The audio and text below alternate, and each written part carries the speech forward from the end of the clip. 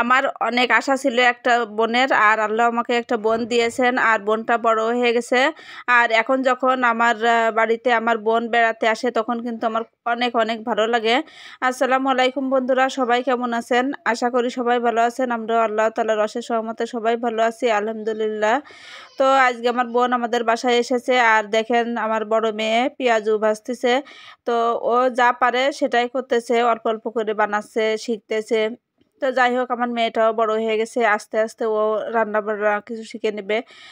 তো আমার বোন এসেছে আপনাদের ভাইয়ার সাথে, আপনাদের ভাইয়া গ্রামে গেছিল, তো সাথে করে নিয়ে এসেছে। আর ওর মাদ্রাসা ছুটি আছে, একদিন আমাদের বাসায় থাকবে, থেকে কালকে আবার আমরা একসাথে চলে যাব। আর এদিকে দেখেন আমার একটা থ্রি পিস বানাচ্ছিলাম, আর এই থ্রি পিসগুলো আমি নিজেই বিক্রি করি বাসাতে। তো বাসায় কিছু থ্রি পিস উঠায় রাখি, যে আমার কাছে যারা অর্ডারি কাজ দিতে আসে তারাই কিন্তু কিনে নেয়। তো যাই হোক, আমার এই থ্রি পিসটা দেখে আমার বোনের খুব ভালো লেগেছে, আর ও বলছে আপা আমাকে একটা থ্রি পিস দিবা, আমি একটা নেব। তো বললাম যে আচ্ছা ঠিক আছে।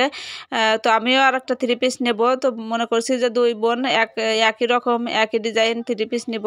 তো চলেন দেখে আসি। এই যে এই দুইটা থ্রি পিস আছে। তো এটা আমার বোনের জন্য আমি নিয়েছি, ও নিজেই পছন্দ করেছে। আর আমারটা হচ্ছে অ্যাশ কালারের, এই যে এটা।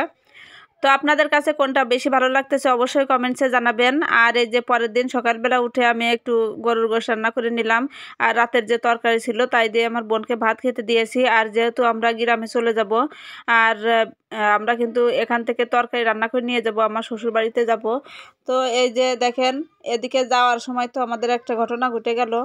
তো সে বৃষ্টি, অনেক বৃষ্টি শুরু হয়ে গেছে, সকাল থেকে কিন্তু কোনো বৃষ্টি ছিল না। আমরা 10:30টার দিকে বেরোবো, আর তখনেতে অনেক বৃষ্টি, আমরাও বের হব গুছিয়ে বসে আছি, তখন দেখি বাইরে প্রচুর বৃষ্টি হচ্ছে। তো আপনারা দেখলে বুঝতে পারছেন যে কতটা বৃষ্টি নেমেছে। আর এর ভিতর কিন্তু আমরা সবাই গুছিয়ে ঘরে বসেছিলাম, আর এখন প্রায় 12টা বাজতে গেছে। তো অনেক বিপদে আছি যে এত সময় ধরে বসে আছি গুছিয়ে এক জায়গায় যাওয়ার সময়, আর নিয়াত করে ফেলেছি যে যাবো, তার জন্য আর মানে ইয়ে করছি না। আর দেখেন অনেক বৃষ্টিতে কিন্তু সব ভেসেও গেছে চারিপাশের পানি, আর এটা ছিল কয়েকদিন আগের ভিডিও। আর এর ভিতর কিন্তু কারেন্টও চলে গেছে, ঘরে কারেন্ট নেই, আমরা সবাই বারান্দায় এসে দাঁড়িয়ে রয়েছি।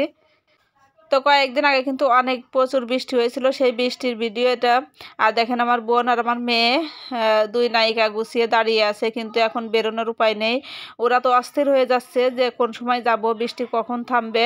তো অবশেষে বৃষ্টির অবসান ঘটলো, কিন্তু পুরোপুরি না, হালকা পাতলা পড়তেছে। তো মনে করলাম যে এই অবস্থায় যাই। তো আমাদের যাওয়াটা বেশি জরুরি ছিল, কেন জানেন? আমার বোনের মাদ্রাসা আবার কালকে খুলে দেবে, তো ও মাদ্রাসায় চলে যাবে, তার জন্যই। আর আজকে কালকে আমার মেয়ের মাদ্রাসাও খুলে দেবে, আর আজকে ছিল শুক্রবার, তো আজকে যদি না দিয়ে আসি ওর মাদ্রাসাটা বন্ধ যাবে। তো বন্ধুরা, আজকের ভিডিওটি এই পর্যন্তই। নতুন নতুন ভিডিও পেতে আমাদেরকে ফলো দিয়ে পাশে থাকবেন। সবাইকে ধন্যবাদ। আল্লাহ হাফেজ।